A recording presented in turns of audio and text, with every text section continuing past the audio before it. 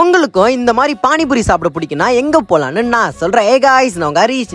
எங்க வந்திருக்குன்னு பாத்தீங்கன்னா நம்ம கள்ளக்குறிச்சி கேர்ள்ஸ் ஸ்கூலுக்கு முன்னாடி இருக்க இந்த பானிபூரி கடைக்கு தாங்க வந்திருக்கோம். இந்த கடையில பாத்தீங்கன்னா இவங்க செய்யற இந்த காளான் வந்து செம்ம டேஸ்டா இருக்கும். அது மட்டும் இல்லங்க, இவங்கள்ட்ட பானிபூரியும் கொஞ்சம் நல்லா இருக்குன்னு தான் சொல்லுவேன். என்ன ஃபர்ஸ்ட் சொல்லியிருந்தேன்னு பாத்தீங்கன்னா காளான் தான் சொல்லியிருந்தேன். எனக்கு பர்சனலாவே ரொம்ப பிடிக்கும் காளான். வந்து பானிபூரி சாப்பிடுறது காளான் வந்து உண்மையிலே நல்லா இருக்கும். இந்த இன்னும் பக்காவா செஞ்சு என் கையில கொடுத்துட்டாங்க.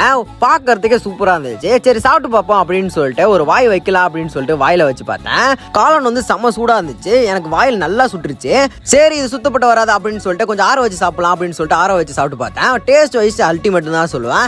என் ஃப்ரெண்டு வந்து இந்த காளான் வந்து புடிங்கி தின்னுட்டான். அட பாவிடே அப்படின்னு சொல்லிட்டு சரி அடுத்து என்ன ஆர்டர் போடுறதுன்னு பார்த்தீங்கன்னா நாங்க வந்து பானிபூரி தான் ஆர்டர் போடுறோம். அதாவது ரசப்பூரின்னு சொல்லிட்டு இந்த பானிபூரி தான் எனக்கு வந்து பர்சனலாக ரொம்ப பிடிக்கும்.